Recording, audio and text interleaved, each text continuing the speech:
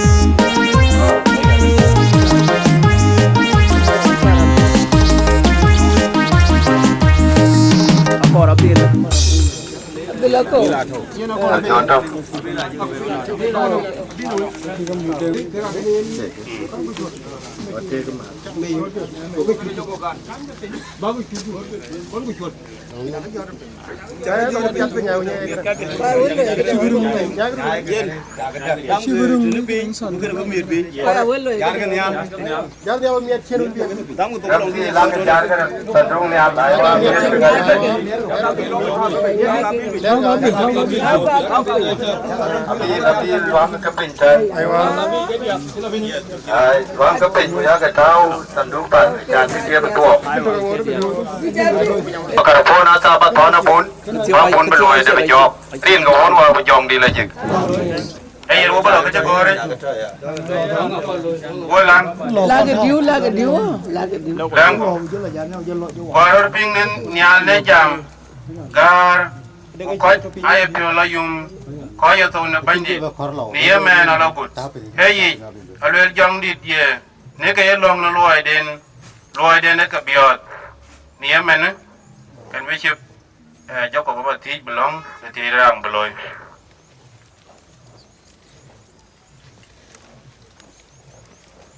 Nampak, obat diwaret, dah ada Japan, bi leja bi jatuh tahun depan. Ini nyale, ini mana cuma dun jetiai, tahu nerangi domai, tiai rangi, ilangko, lum wan mazda, kue warada, ileja, wakuen manyabol, ini mana pinu gua ber tiok, etene, kuberer kene kreto, ne paradiso, kubeben, ni ceng duan nyale, ne wendu ye cukreso bandi da. Dia mana kau betah pengki apa jawab ben, kau ke tolong, kau ke long. Guru biar cina macam kau betah pengki. Kau kan ni ada cium ibu kan dulu kan nom kau cium buat, dah kan cium buat dah kan ni, dah kan be.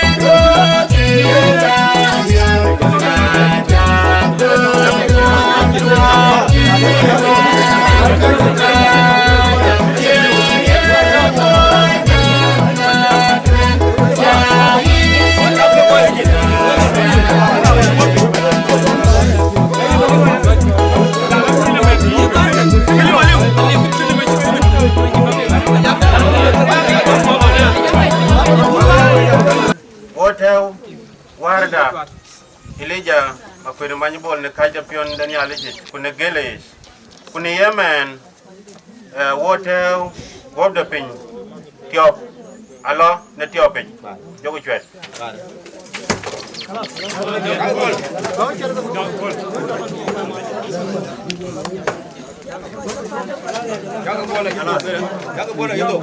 Yo balane tiope kungen ne ngezi kutu ne turi ne ye kunungot da jendarat ne lo de pira seri ne ye chukraso bandida manejito kutia kubera jonu wo ya bunwo ya to ne yen ater wade ne man wo wadie wo bo la chen wo la ran kayo gatin wo kwat ku da ngadi da gare mata be bo jo longo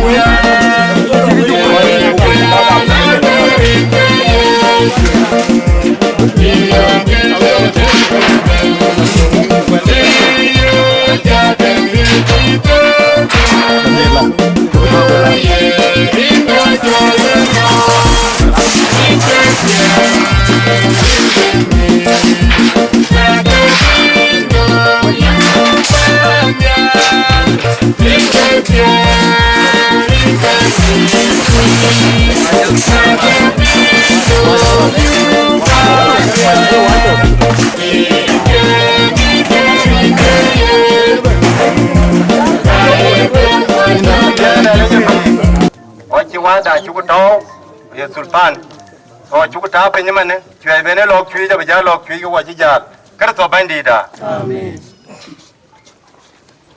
ayen obe la ke gore yin cha chong ni dol pir yin ba ya tyong ni yum da pyo ni nom ku ya me da pyo yo ni chin chwe do ta ya bunwam ku ban ku dit kurier biga ya to kan nyalin tok dulanga yen men ya wolew na gel buk choge yui ku yewo bebe ne nwam de te china wat ne yum de pyo ni ye chu kerso ango cheng kadie ni yemen kwa gudena ter wade yemen ka baja yen bishop long du jago